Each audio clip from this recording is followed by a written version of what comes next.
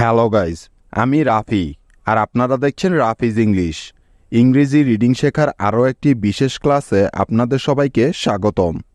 আপনারা অনেকেই আমাকে প্রশ্ন করেছেন যে স্যার, সি যদি ইংরেজি শব্দে ক এর পরিবর্তে বসে থাকে তাহলে কে বর্ণটা কখন ক হিসেবে বসবে। আজকে আমরা এই সমস্যাটাই সমাধান করব। এই বিষয়টা কিন্তু আমাদের প্রত্যেকেরই জানা অত্যন্ত দরকার। এই বিষয়টি না জেনে আমরা কখনোই সঠিকভাবে ইংরেজি রিডিং এবং উচ্চারণ শিখতে পারবো না। ঠিক আছে, তাহলে চলো শুরু করা যাক।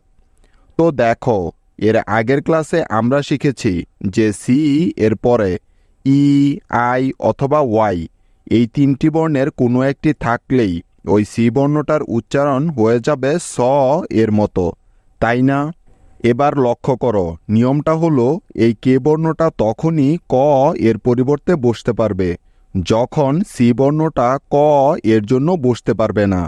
তাহলে এখন প্রশ্ন হলো সি বর্ণটা কখন ক হিসেবে বসতে পারে না? যখন সি এর পরে ই, আই অথবা ওয়াই থাকবে তখন, তাই তো? একটু আগেই তো আমরা এটা শিখলাম। সুতরাং এই নিয়মটাকে আমরা এভাবেও বলতে পারি যে ক এর পরে ই, আই অথবা ওয়াই থাকলে ওই ক এর জন্য কে বর্ণটাকে ব্যবহার করতে হবে, তাই তো? ঠিক আছে, বুঝতে পেরেছ? কিছু উদাহরণ দেখলে এই বিষয়টা সম্পূর্ণভাবে ক্লিয়ার হয়ে যাবে।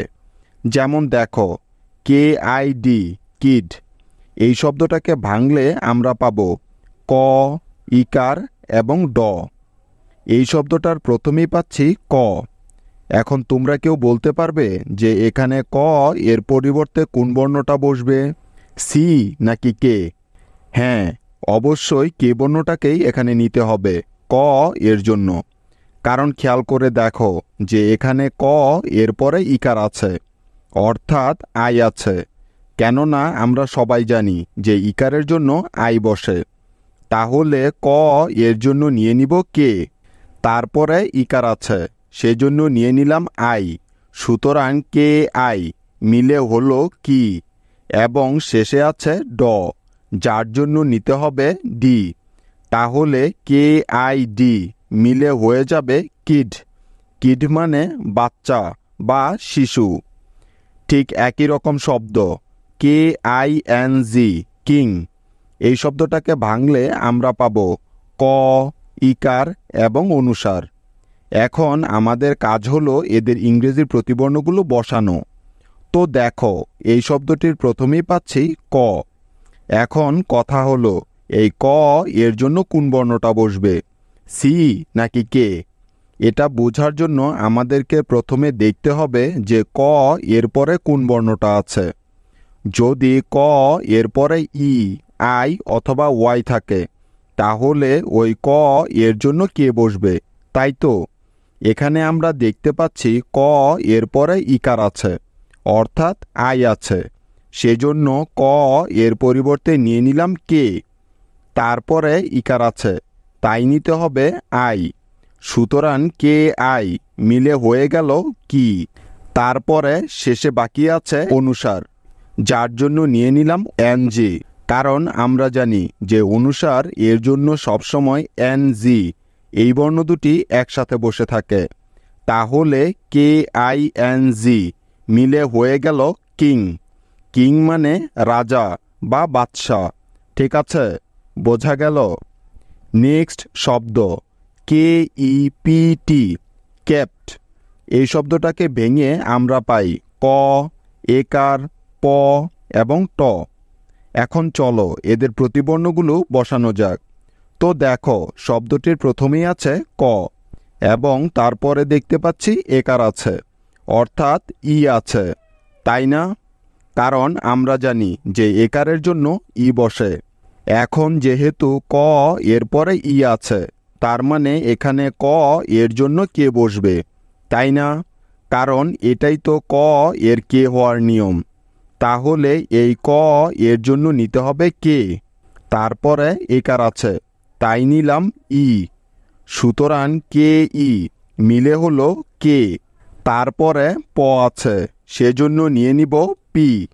তাহলে কে ই পি মিলে হয়ে যাবে ক্যাপ এবং শেষে আছে ট, যার জন্য নিলাম টি।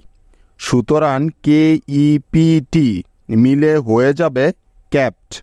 ক্যাপ্ট মানে হলো রাখা বা নিহিত, ঠিক আছে? মনে থাকবে তো? নেক্সট শব্দ KEEN, কিন। এই শব্দটাকে ভেঙে আমরা পেলাম ক, ইকার এবং ন।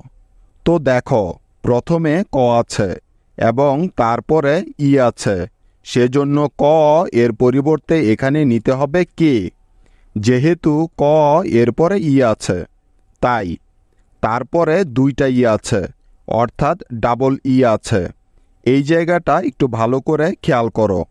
ডাবল ই অর্থাৎ দুইটা ই পাশাপাশি থাকলে তার উচ্চারণ হয় ই বা ইকারের মতো। মনে থাকবে তো? সুতরাং ইকার এর পরিবর্তে নিয়ে নিব ডাবল ই। তাহলে KEE মিলে হয়ে যাবে কি। তারপরে শেষে আছে ন, যার জন্য নিয়ে নিলাম এন। সুতরাং KEEN মিলে হয়ে গেল কিন। কিন অর্থ প্রখর, ধারালো বা তীক্ষ্ণ বুদ্ধি। নেক্সট শব্দ VIKY, ভিকি।